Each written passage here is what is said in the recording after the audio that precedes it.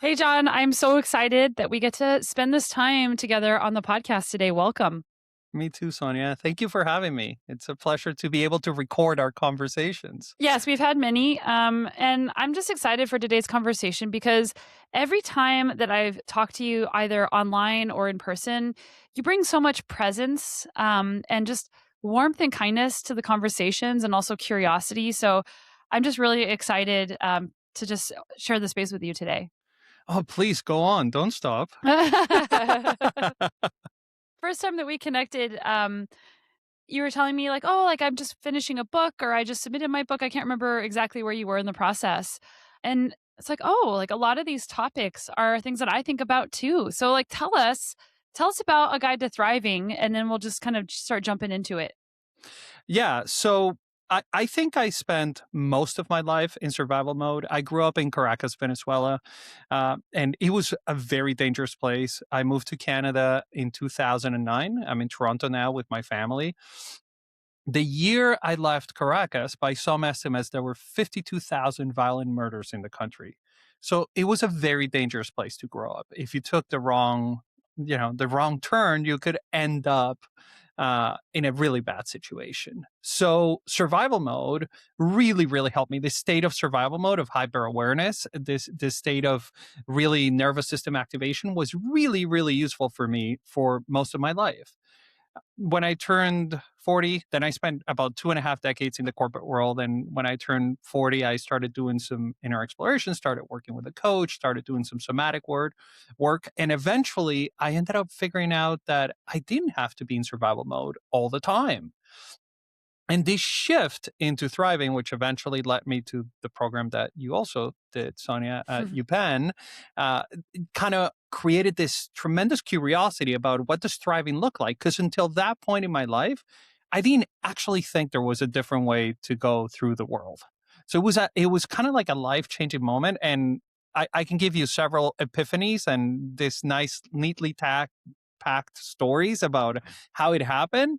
And I think it was a very long process with a lot of tiny, small moments that compounded over time. Yeah, and like in your book, you are so great at storytelling. Like there is a visceral feeling whenever you're reading about some of these stories of you, working with your coach and in Venezuela. So I just wanted to affirm that. But you know, how can people realize which mode they're in? Because I think that a lot of people are in survival mode, but they don't quite realize that they're there, and maybe they think that they're thriving, but they're not. So like, how can people begin to kind of bring the same curiosity you brought to understand kind of where they're at?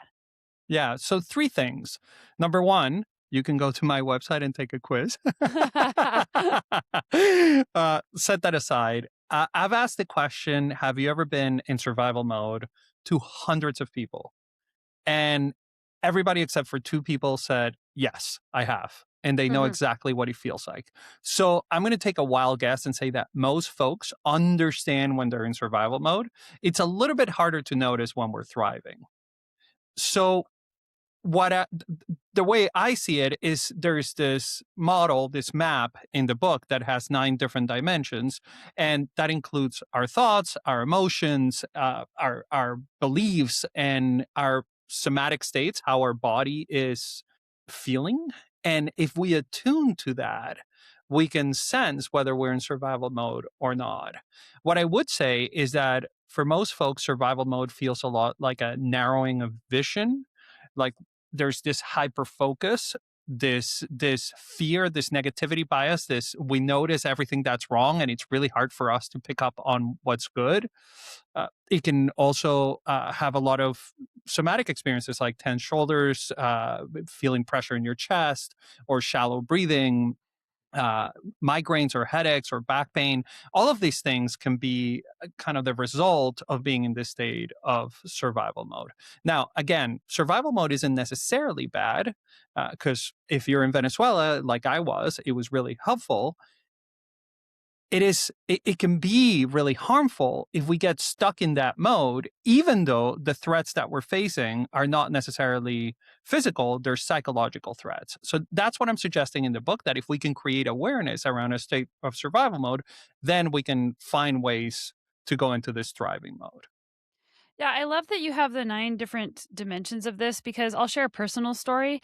Like, I think of myself as, like, I am very adaptive, I can handle a lot of things, and, like, cognitively, I'm fine, like, I have, like, really great strategies, I feel good, like, I'm doing lots of things, but then sometimes my body tells me differently. And Mm.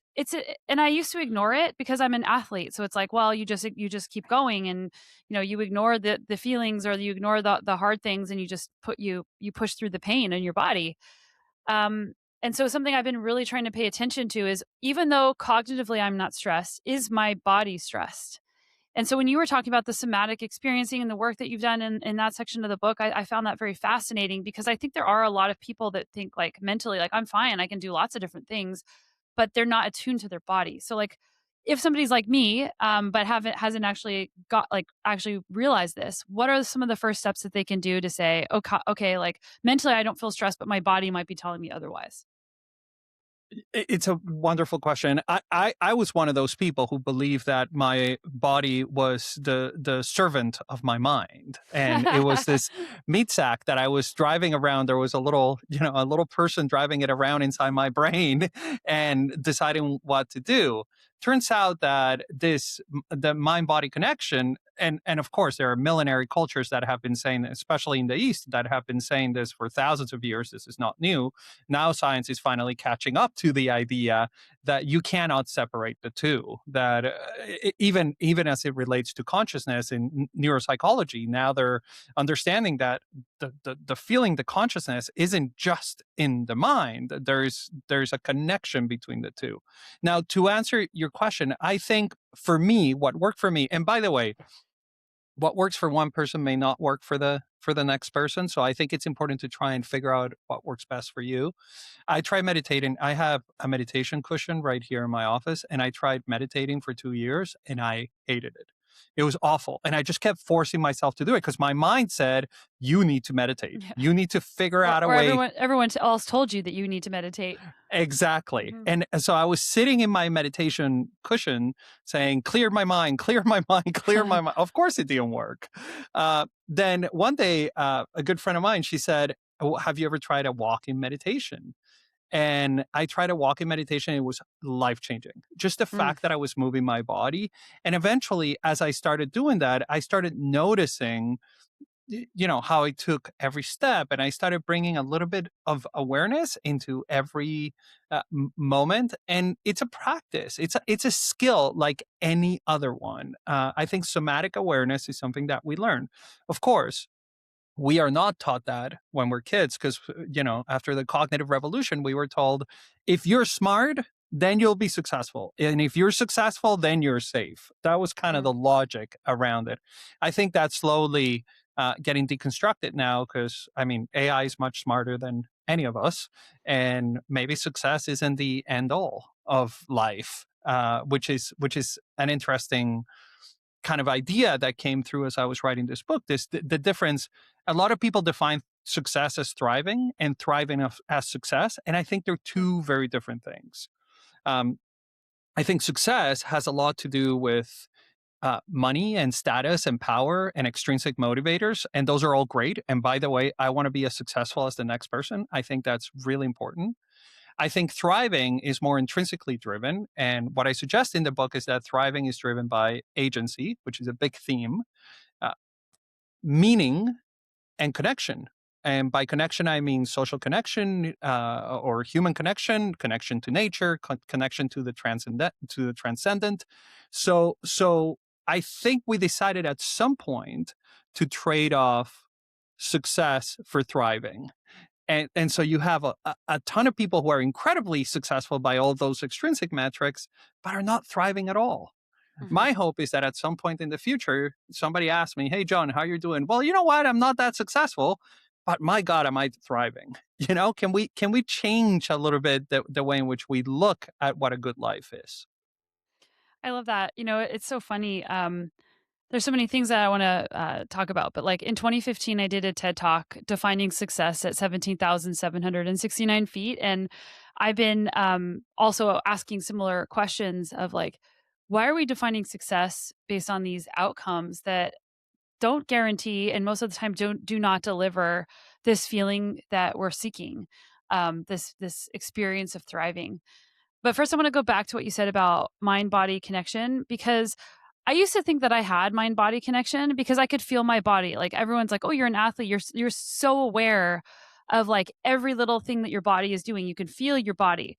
But it's a one-way arrow. It's not a bidirectional arrow. So like mind body Mm. connection is a bidirectional arrow of like what wisdom and insight can you glean from what your body is trying to tell you, not you just being aware of what your body how your body is like moving in space. I think that's a very powerful reflection. And what I have found is that most of the times when we get really familiar and attached to this one way relationships, like logic, for example, that if A, then B, we end up finding out that there's some sort of bidirectional situation happening that and we're seeing this in the world. People, we're seeing complexity increase because we're learning more and more and more. So I think that's a really powerful insight, Sonia, that you saw the difference. Now, I got a question for you if I can ask it. Oh, let's do it. What happened when you started noticing what your body was trying to tell you as opposed to just what you were trying to tell your body? It was, "Oh, I'm doing too much. I'm expecting too much of myself." I have 6 hours in the day to train and work, and the rest of the time I'm with my kids, and I just was cramming so many things into that space, and I wasn't actually appreciating that I don't have as much time for the same amount of inputs that I used to have or more. And what is that doing to me, and when do I feel it?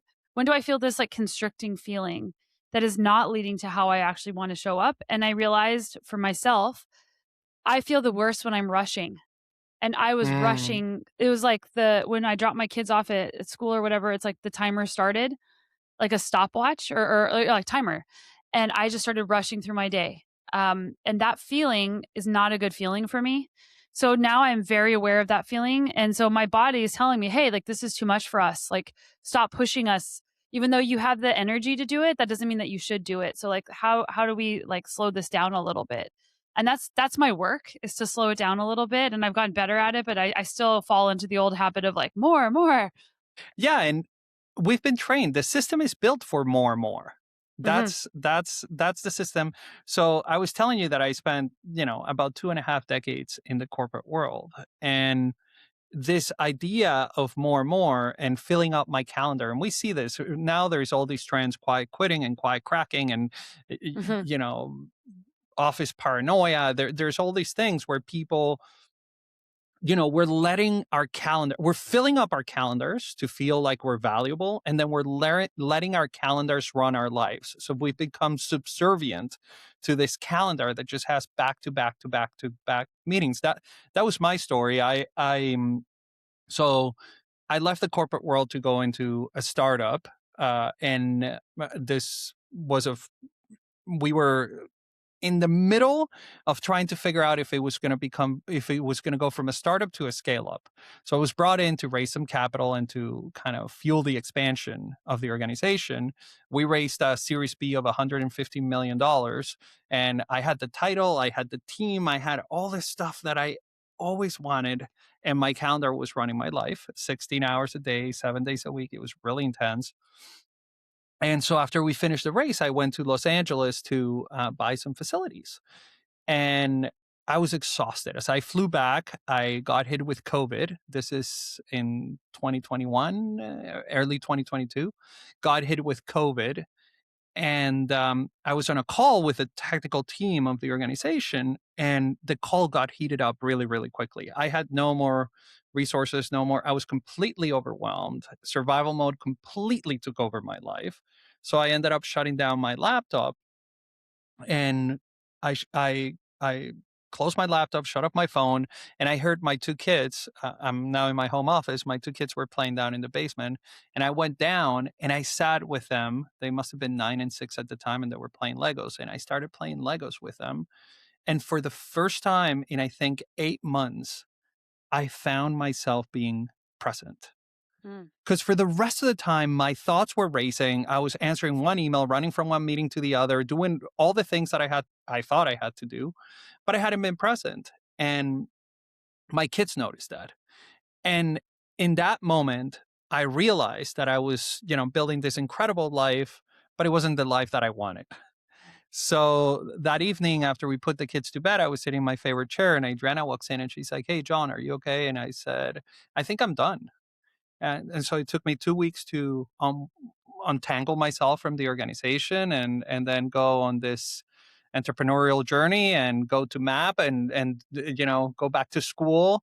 So it was a life-changing moment for me, but I needed to have that moment of presence, of being there with my children, and of actually becoming aware of what was happening in my life. Now, of course, hindsight's 2020, and the way I tell that story sounds much nicer now. At the time, I was in complete crisis. It was a very difficult moment, but it was helpful to have that moment of engaging. The play with my kids was a big part of my ability to have a little bit of distance from what I was experiencing. Yeah, something you said earlier, I all my work is in mattering, accomplishment, striving, and mattering. So of course that's the lens where I view everything. And you said something earlier like we pack our calendars so that we can feel valued. And part of Hmm. mattering is I feel valued, I feel important, I feel recognized. I feel like people would miss me if I wasn't there. But one of your three, you said meaning, agency, and connection are three very important things. But when our connections are about our productivity or about our title, or when we think that that is what brings us connection, actually creates anti-mattering. Like we don't actually feel valued. We feel like it's conditional upon how well we're doing or how full my calendar is. And you talked about your kids, and like that type of connection, that presence, that moment gave you that feeling of like, oh, like this is where I need to be. I've had a similar experience, not quite as like you said, like, oh, it was like super, super hard in the moment in my bike racing. Because before I had kids, like I raced all over the world, all always going, going, going, going. And I had kids during the pandemic and like everything slowed down for me. And then I just felt myself like trying to do that, trying to go back. Like I gotta train all this, I gotta do all this stuff. And I realized I kept asking myself, this is like the clarity piece, the awareness piece is like, what is truly important to me here? Like, does winning another race actually mean anything to me? And the answer was no. It actually doesn't mean anything. There's no meaning in that for me.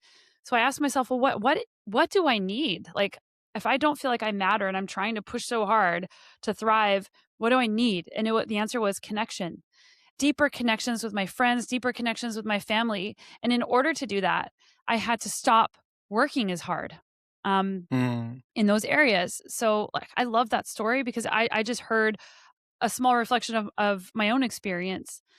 But how do we actually do that? Because I think a lot of people know like connection's important and like don't do the extrinsic things, but like how do you get from point A to point B where you're actually prioritizing connection? Yeah. So I'm gonna jump into agency in a second because that's the answer that I would go with.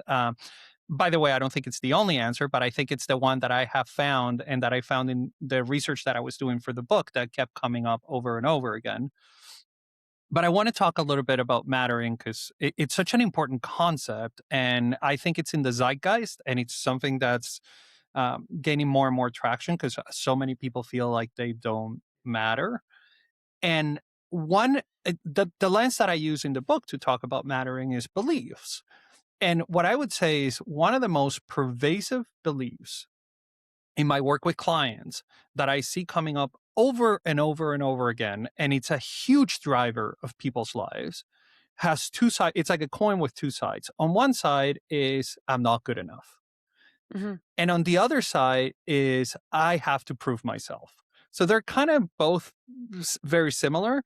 And that keeps coming up and coming up and coming up. And I think a lot of us are wired to feel that way. And by the way, the system that we operate in, especially in the Western world, and now I would argue most of the world has been westernized to a certain extent, is around you're not good enough, because if the idea is to get people to consume, saying you're not good enough until you consume, it's a really powerful tool. So there's this, I would say, collective belief that keeps permeating all of these different environments around what good enough is.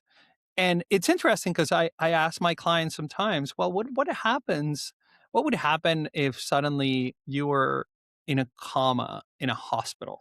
Would Mm, you have any value? And people just kind of stumble because they're like, mhm. well, yeah, of course, because people would be able to take care of me. I'm like, no, no, no, no. You're not producing anything. You're Yeah. not creating anything. You're just, you just are. Is there any value to purely just existing? And I think that's an idea that hasn't gained a lot of traction, and that it's helping with the, I don't know, on mattering epidemic. How do we want to call it? I don't know what the name is, but the mattering epidemic, the lack of mattering epidemic. But I Antimattering? think anti-mattering, yeah, Mhm. that so I think that's an important question to or it's an important belief to explore. Now let me go back to your original question. That was a long-winded way to get to it. So this idea of agency kept coming up. So people say, okay, how do you define agency? The way I define agency in the book to operationalize it was the capacity to be active participants in our lives by making intentional choices. So intentional choices, that's really important, and then that is supported by a belief, and it's the belief that those choices matter and actually have impact. And we said we weren't going to geek out before we started recording, but I'm just going to say that's a lot of the idea of Bandura and self-efficacy around. Not only do you have to believe that you can make intentional choices and make intentional choices, but you have to believe that those choices actually matter. So that's in summary, my definition of agency. And how I believe that agency is a skill that you get to develop. It's not something that comes, maybe it is divine. I don't know. Somebody can argue that it might be. I don't know. Maybe it comes from God. But I believe that the more agency you practice, the better you get at practicing your agency. And that it's something that we can develop over our lifetimes. Now, the question is, how do you develop agency? So, three things kept coming up over and over again as I was going through the research and looking at the different things that, and I decided to summarize them in an acronym, AIR, which stands for awareness, inquiry, and reframing. So, what I believe is that when we practice awareness, inquiry, and reframing, we are developing our agency. And that's the general thesis in the book. I have a slightly nuanced question, when you're talking about self-efficacy and believing we can make an impact. This is a very personal question. So, like, I have a lot of self-efficacy, I have a lot of agency where I believe, like, I can do the work, I can make things happen, I can create the thing. But what about the gatekeeping piece of it? Because having an impact sometimes isn't just about how well you can create something, or if you create something, or if you do something. Like, there's parts that are out of your control. So, how do you wrestle with that, with the R, the reframing piece of air, whenever you've done all the things? Say maybe you've put yourself out there and you can't make the deep connections, or you're not making the deep connections you want, or like you've put this thing into the world that you always wanted to do, but nobody seems to notice or care. Like, how do you wrestle with those questions? Because I think a lot of people actually suffer from that. Yeah. So, are you willing to give it a try and see if we can kind of Yeah, walk let's through do this this. live? So, do you have an example in mind? I'll just make a really like I have many examples. Okay, here's one. I create a workshop online. This has happened in the past. I know that it's really good, but nobody signs up. So then I start thinking to myself, well, I'm not good enough. People don't care. They're not interested. And then the next time I create something, then I have this thinking trap where I'm stuck thinking like, well, I can create this thing, but nobody's going to care. Nobody's going to want this. Okay. So let's work through it. You named the belief. I'm not good enough because I created this online program and people didn't show up, correct? Hmm. So let's I try feel and bring some. uncomfortable in a good way. I just like so people know, like, I'm squirming here. So yeah, Well, vulnerable. if at any Yeah, point we could say we could just switch, nobody will notice. yeah. We could just change topics and nobody will No, it's notice. good. I Yeah. want people So to have to, like, look at themselves, and feel comfortable, like, they don't have to say it out loud, but, like, do this inquiry yourself. Go to the squirmy place. and I appreciate the vulnerability, Sonia, and so let's test it out. This is what I would call like a 3 out of 10 in terms of, Mhm, but it's uncomfortable because we're recording a podcast. So let's just mhm. acknowledge that people will listen to this, and that makes it we're being observed, which makes it a little bit different than it would normally. But this is kind of how I would see the process. So you worked your butt off to create this program and for people to join, and then people don't join, so the belief that immediately comes up for you is, I'm not good enough because nobody showed up. So that's you're aware of the belief now. Now, what's the emotion that comes up for you in that moment? Frustration.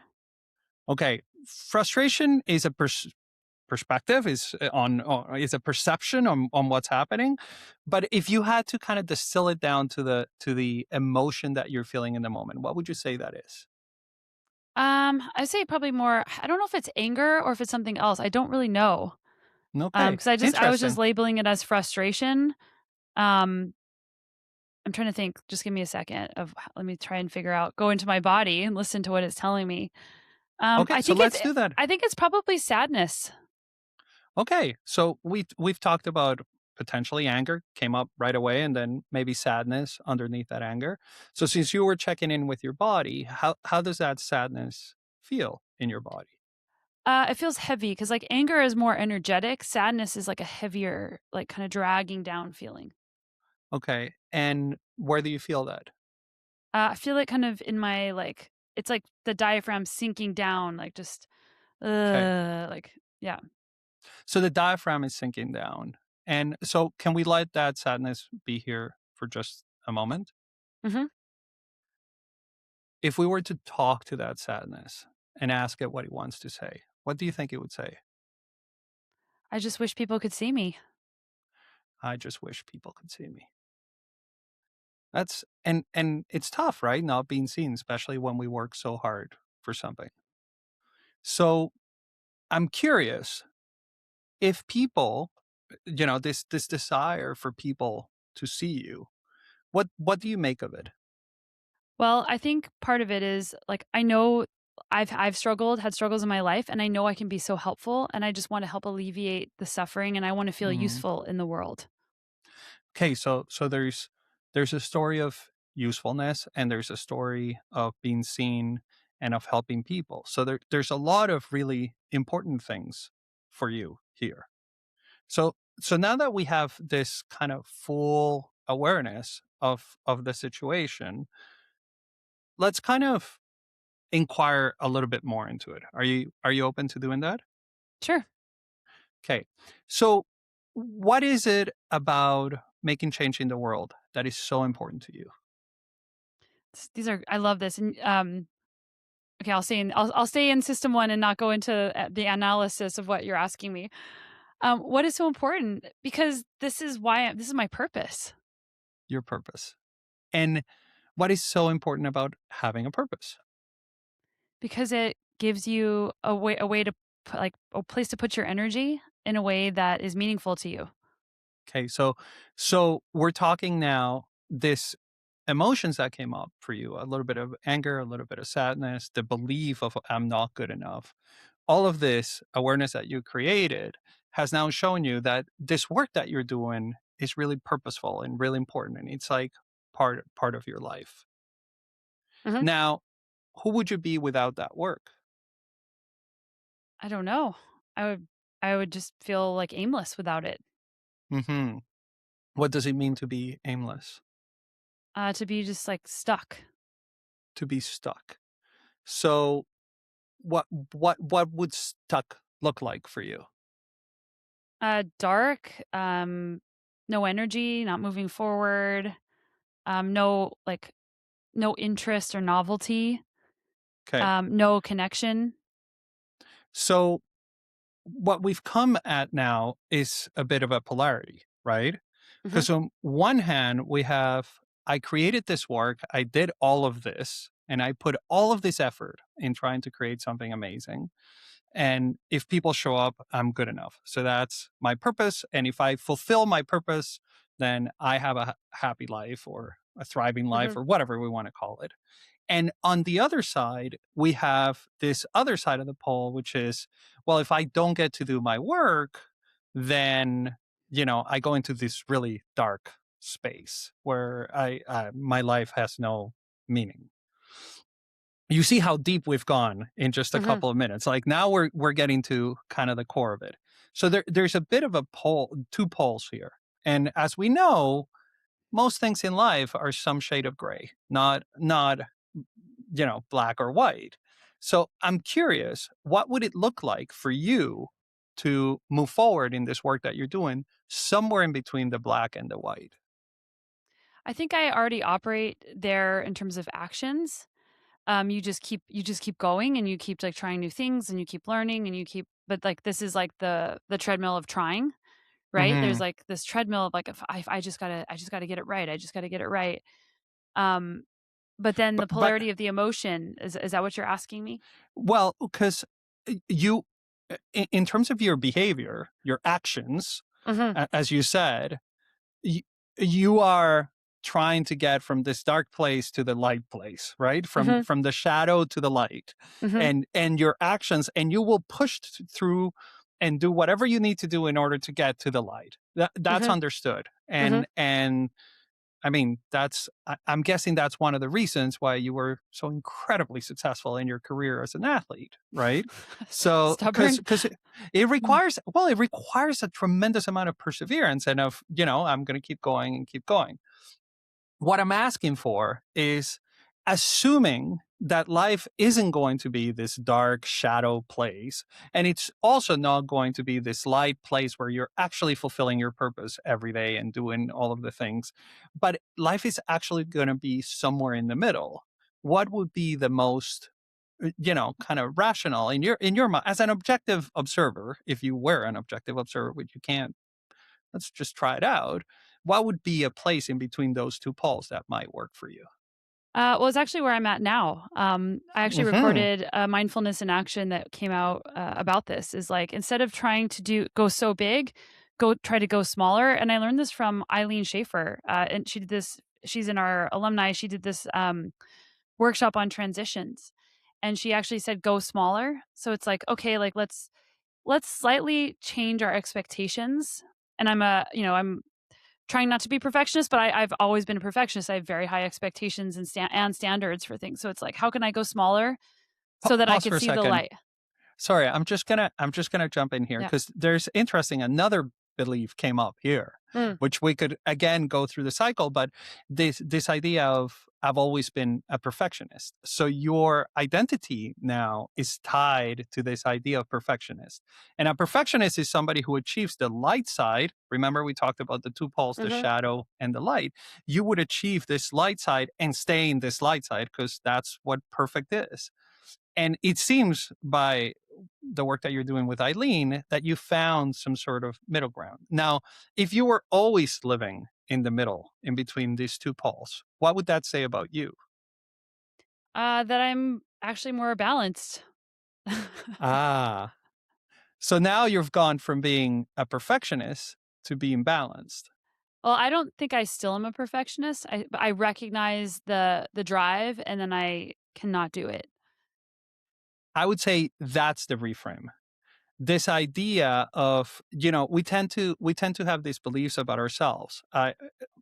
Um, I can empathize with you deeply, Sonia, because I'm also somebody who thought perfectionism is what would keep me safe for Mhm. most of my life.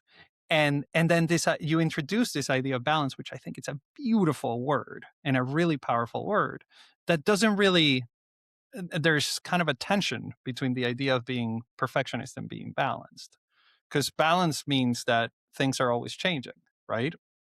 Can I share the word Balance, that I use? I use the word yes. intentional imbalance. Ooh, I love Mhm. that.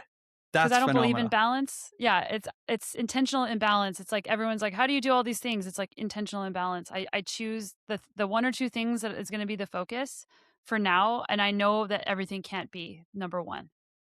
I love that.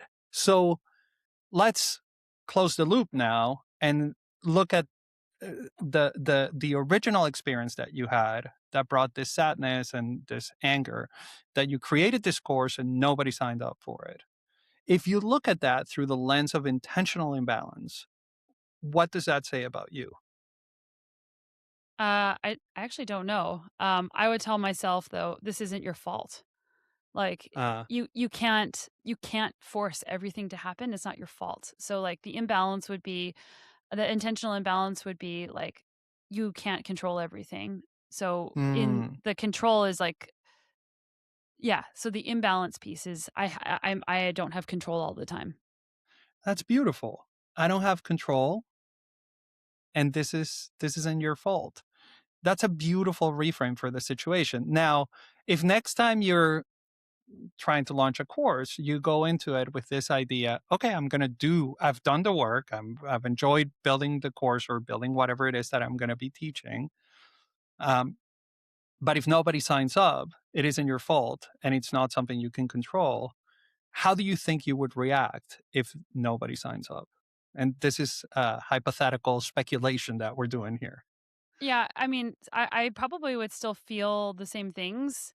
Hmm. Um Maybe the expectations would be lower, but I would still feel like, "Oh, like, why isn't this working now? Like, I'm trying again. Why isn't this working now?" Yeah. So maybe that sadness and that anger might come back again. Maybe do you think, and I'm just curious, maybe I'm wrong, but would there be space if you're saying, this is part of the imbalance, the intentional imbalance of me putting myself out there and throwing that course and nobody signing up for it. What do you think are some other ways in which you could feel about the potential nobody signing up for it? By the way, I hope lots of people sign up now because we've had this conversation. But anyway, how do you think how what do you think a different way to kind of react might be? Well, I think using your like, going back to agency, meaning, and connection is using connection because I think a lot of people don't normalize their experience. Like, I think we look around us and we see all the things everybody's doing and think, "Well, everybody it's working for them and it's just not working for me." And, like, when other people do this, it's successful for them and it's not for me. So whenever you go talk to people, you use your connection, you put that out there, you realize how hard things actually are and that you're not alone. Yeah. I love that. That's beautiful. And you know what they say, social comparison is the thief of joy. But connection isn't. Connection is the foundation for it. Um, I really appreciate you being open to doing this with me, Sonia, kind of live on air, and I love this On idea of the air and using air. and using air. Now, I'll share. I'm in the interest of reciprocating. I'll share one of my experiences as I was launching this book and how air came to work for me. I think it was like the third podcast I was recording or the fourth. Um, I was we I spent an hour talking to the host, and at the end, he presses stop on Riverside, the platform Mhm. that he was using, which is the same as this one. And he says to me, "John, I've recorded 436 episodes, and I've never done this, but I got to tell you, man, we got to re-record this." And Oh my my heart gosh. sunk. I was like, "What?" So immediately in my mind, all of these things that you were sharing, Sonia, came up for Mhm. me. Um, I'm not good enough. I suck. I blew it. And this deep, deep sense of shame came up for me. Mm. So the way air worked in that moment, I said, okay, the awareness is I'm feeling shame. My face is hot. Blood is rushing through my extremities. I have this really shallow breathing and I want the earth to swallow me. And the thoughts that were going through my head was, I don't want to promote this book. I don't want to go on any more podcasts. Let somebody else do it. Of course, who's gonna promote your book for you? Nobody's gonna do that. Um, and then I inquired and I said, what is actually going on here? And what I realized is that I was acquiring a new skill, something that I hadn't done ever. I've been in a few podcasts, but not in that way. And by the way, nobody tells you when you're writing a book. And I'm going to share this with you, Sonia, because I know it's important that writing the book and talking about the book are two very different things. When you're writing, you get to expand and add nuance and, entertain and flourish and edit and do all those things. When you're talking about it, people want a bite size nugget of information that will change their life, which is sad because, frankly, I think all of these ideas require a lot of nuance and complexity in order to actually change anybody's life. But okay, set that aside. So that was my reflection in this is all in a matter of seconds. This is going through my head. Okay, I'm new skill. I've never done this. It's different. I just realized that talking about the book is really hard. And the reframe for me is, okay, you know what? I'm just going to look at each of these podcasts that I record, including the one you and I are doing today, Sonia, as practice. That was my reframe. I was going to look at every single media appearance, conversation, anything that I did as practice. And the moment I reframed it, I took a deep breath and I responded. I said, we were recording on a Friday afternoon. And I said, how's your Monday? And he said, how about 1 p.m.? I said, okay. So I spent the weekend practicing. Adriana helped me practice a little bit. She asked me some questions. I wrote some, and he still wasn't perfect, but on Monday we recorded, we were done. And he said, that was great. Awesome. And that was my little reframe, that instead of saying I failed and I'm not good enough, I said, this is practice for me.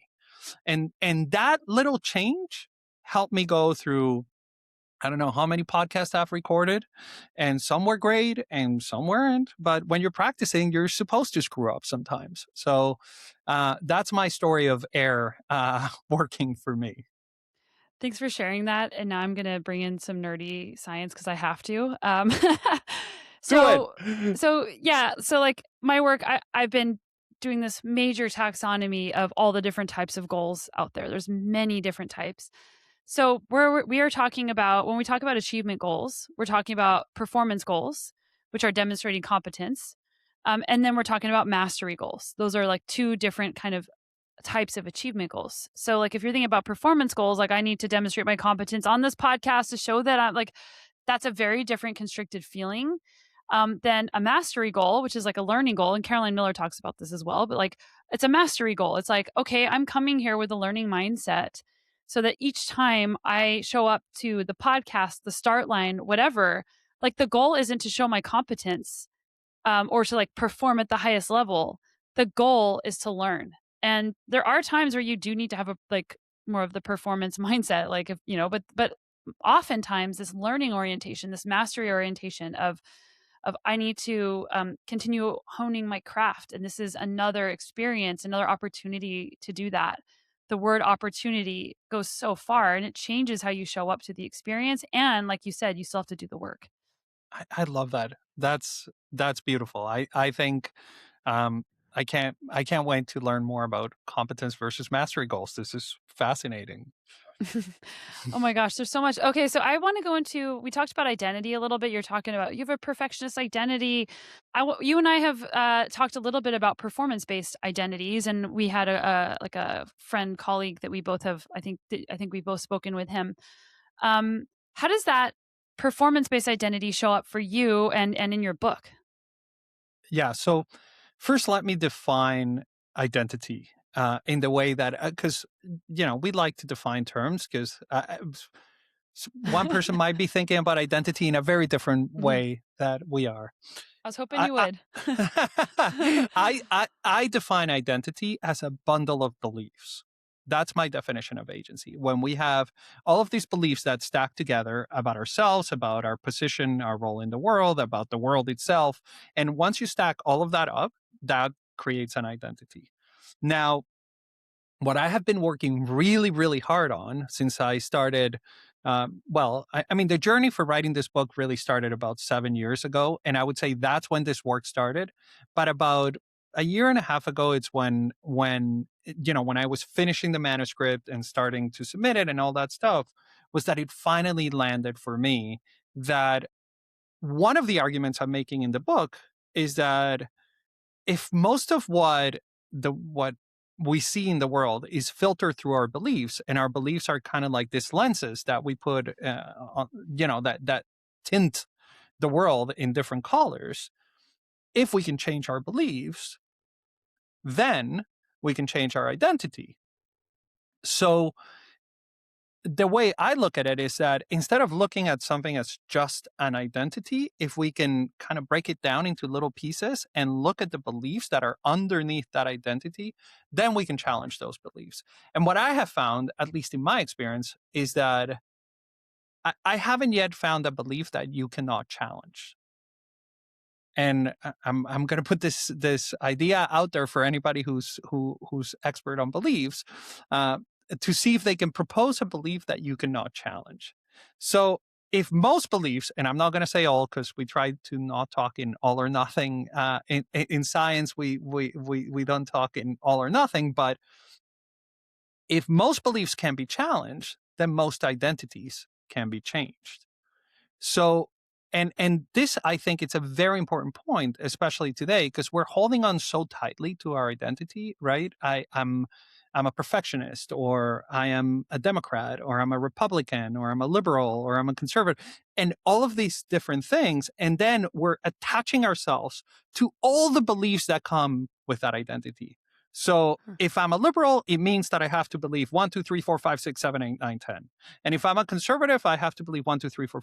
So what I'm suggesting is that if we can kind of separate those out, we may be able to construct identities that feel more authentic to who we are. I don't know if I answered your question. That was a long that was a No, I love long-winded way. that. I mean, we initially I asked about like performance-based identities, 'cause what we were talking about was like, oh, how well I perform defines who I am. The type of performer I am defines who I am. The personal meanings that come from the way that I show up, the way that I perform. So there's beliefs, you're saying there's beliefs, we should challenge those beliefs that, but I also think that the way that those beliefs are reinforced in the world make a difference, because you might have all these beliefs, but it's not just about you, it's about what's reinforced by how you show up, right? Yeah, and I think we our confirmation bias kicks in when we're looking to support our beliefs in the world. We're looking for all the evidence that our beliefs are correct, and we ignore all the evidence that challenges our beliefs, and we're masterful at doing that. So what I would say is that if you have a performance-based identity, it's likely driven by the belief I'm not good enough, or I need to prove myself, right? It's likely driven by one of those beliefs that we've been talking about. And if you can challenge that and say, I am good enough no matter how well or how poorly I perform, then suddenly you're no longer identifying yourself with that identity. Then suddenly you're kind of free and separating yourself from that. Now, this is really, really hard work.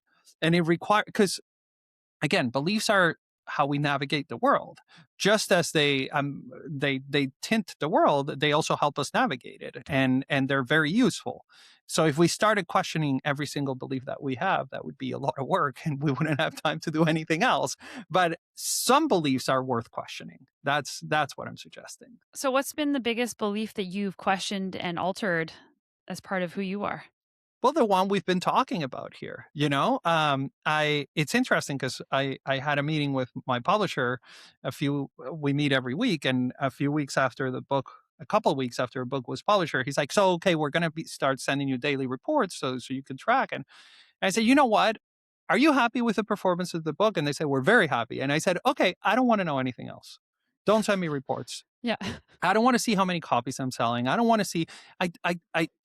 I had to protect myself because I know the moment I start tracking that, before I launched the book, I went on Instagram and Facebook. I hadn't been on Instagram and Facebook for a really long time, but I wanted to promote, and I started making videos and putting myself, because people said you need to show your face and you need to, and thank you, because I know you reposted a couple of things. So I'm really grateful, Sonia. But, and, but the impact that it was having on my mental health to be doing that, it was a real struggle. So I decided to pause for January, and now I think I've decided to pause for February too. I don't know what's going to happen in March, but so the moment I let go of the idea that only if I sell X thousand copies, then I'll be good enough, then I'm no longer feeding that belief. That's still in there. If I transcend that belief, I'll let you know one day, and then maybe we can create a church together or something. I haven't transcended it, but I work on it every day, and I do it by bringing awareness to it, then getting curious about what's triggering the belief, and then trying to reframe it and saying, for me, it was good enough that I got to publish a book, that I got to share my ideas in the world, and that some people will read it. And that's the reframe for me. And that's worked. And you used your agency to create those boundaries for yourself, to say, "Listen, I don't need to see these numbers. And listen, I need to not be, like, online all the time." Like, that also is part of agency. Yeah. For agency to exist, there has to be another viable choice. When I first started going on Facebook and Instagram, in my mind, I cannot publish a book and not be on social media publishing every day. I cannot Mhm. do the two things. So I had no agency on the matter. Because in my mind, this is There what was you no do. second choice. Yeah. Yes. Once I realized the impact that I was having, I had a second choice. Then my agency went from very low to a little bit higher. And I would argue really high agency is going to be the moment that I say, okay, I'm going to go back to Facebook and Instagram, but I'm only going to go in it once a week. And then I'm only going to do two posts or one post, and I'm not going to respond to and so now suddenly I went from being only black or only white to black and white, both Mhm. options, to a full rainbow of options. And I would say that's really high agency when we start seeing alternatives where we didn't see them before, and choices that can be intentional where we didn't see them before. And space. And space. Yes, Mm. I love that. Mhm. Thanks for sharing that. I understand this feeling because as a former sponsored athlete, I no longer have sponsors. All those things are how many likes are you getting? How many podcast downloads? Like, everybody wants all these extrinsic numbers. And it got to the point where it was damaging my mental health because I didn't have any control over those numbers. You can control what you put out, but you can't control, like, whatever, all those numbers. So it was like years ago. Like, I have no idea how many downloads this podcast gets. I have a team that handles that, and they track it, and they always say, "Want to look?" I'm like, "No, I don't want to know." It doesn't, because it doesn't help me. And I turn off all the likes on social media because it just doesn't help me. I can't see how many likes other people get because those things can take you out of why you did it in the first place. Yeah. And I want to now that you brought up the word control, which has come up a couple times in the Yeah, conversation, that's a word that I have a weird relationship with, Sonia. And I think it was William James who said that the only thing that you can control is the effort of where you put your attention. And I'm budging the quote. If James Pawelski listens to this podcast, he he will won't. send me but William James fans, they can correct me, but I think this idea that the only thing we can control is the effort of where we put our attention, um, is a really liberating and powerful idea. Yeah, That sorry, I'm gonna interrupt. I say I have a quote and I say, "Effort, attitude, actions." beautiful. Yeah.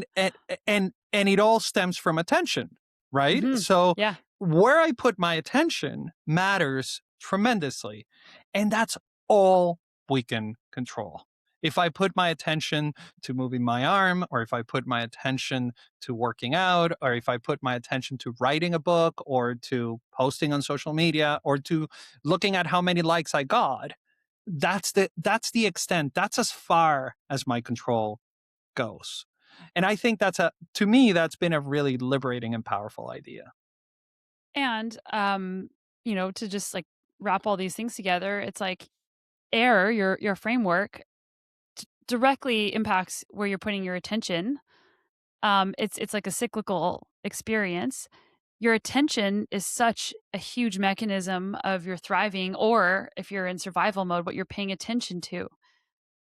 Yeah. And that's why awareness is the number one part of the framework, because the first thing that we need to do is actually slow down enough to focus our attention on what we're trying to deal with. And that, by the way, air sounds so simple, and it's three words, and it's like, oh, awareness, inquiry, reframe. Simple I can doesn't mean tell easy. from my own experience, even the awareness, just bringing awareness to something. It's funny because as I've been interviewing people, we're like, "Well, can you explain error? Can you explain error? It sounds so simple." And one of the things that I thought about, my youngest son Jack, who's 10 now, but last year was 9. 3 days before going to summer camp, he broke his arm, Mm, and while all his friends were jumping in the lake, he was with a cast. So we ended up, he wrote me a note and we ended up sending him a Rubik's Cube, which I have and I'm showing right now for the people who are listening. And as I was thinking about it, one idea came to mind. When we're in a difficult situation or we're experiencing difficult emotions or difficult thoughts and we're in this state of survival mode, what often happens is that we feel like the Rubik's Cube is right next to our eye. It's like we have it like right there. So we can't even see that's a cube. Maybe we see one of the little squares and one of the little colors. Some people say, I'm seeing red, so you only see that. You're not actually even seeing the full object. What awareness does is it allows us to separate the cube from our face, maybe 10, 12, 15 inches. It gives us enough distance from the situation or the experience for us to actually say, oh, this is not just a color. This is actually an object. And it's a cube, and it has 6 sides, and each side has nine squares. Each square has a different color, and so that's the awareness piece. The inquiry piece is starting to play with the Rubik's cube, starting to try the different combinations and exploring. It's like, what happens if I move it this way, or if I move it the other way? And I would say the reframing is when we find a combination in the Rubik's Cube that works for us. And that combination may be solving the Rubik's Cube, or it may be something completely different. But that combination that in the moment works for us and it allows us to move from survival mode to thriving, even just a little bit, then we've practiced air. And I think that's how we develop agency. that is such a great metaphor. To leave our listeners with something based on the context of the things we talked about today, what's one exercise from the book that you think people would benefit going and doing right now? I, I'm I'm challenged by that question, and I'll say why, Sonia. Because I think, like I said earlier, I think it's different for everybody. And here's what I would argue: if air caught your attention, especially thank you, Sonia, for humoring me and going through the Thanks for the exercise free coaching together. session. That's really why I did this. No. if if air caught your attention and you feel like it's something that you're curious about, try and do it with somebody else in connection with a friend or with a spouse or with a coach or a therapist, whoever it is in your life that you have. Try finding a situation that you're struggling with or an emotion or a thought that you're struggling with, and then trying to bring as much awareness to it, trying to create that enough distance so you can actually look at all the sides of the cube in that situation. And after you bring awareness, just ask a lot of open-ended, non-judgmental questions about it. And by open-ended, what I mean is that the answer is not yes or no. And by non-judgmental, I mean you're not trying to get to a specific answer. You're actually getting curious about what's happening there, and then see if a reframe comes up for you. It's surprising that the more I have done this, reframes start popping up all over the place, and it's a really powerful thing. So I would say that's probably a fun exercise to try out. And while they're at it, they can pick up the book. Yes, please. Yeah. 10 copies. Yeah. No. Yeah. But don't tell us exactly how many. Exactly. I won't let the Yeah. publisher tell me either. Yeah. Well, thank you so much for coming on today. It was so much fun to do this and to do a little bit of role play as well. So yeah, and I'm just so excited for you, and I'm just grateful that we're in the same community. Me too. Thank you, Sonia. I really appreciate the space, and I'm so grateful for the wonderful questions and the opportunity to do something a little bit different in our conversation. Me too. I don't know how many episodes I've recorded, close to 500 or something like that. But I get really bored. Just like, well, it's like let's dive into every little thing about the book. Like it was fun to do something different, and so I really appreciate the creativity.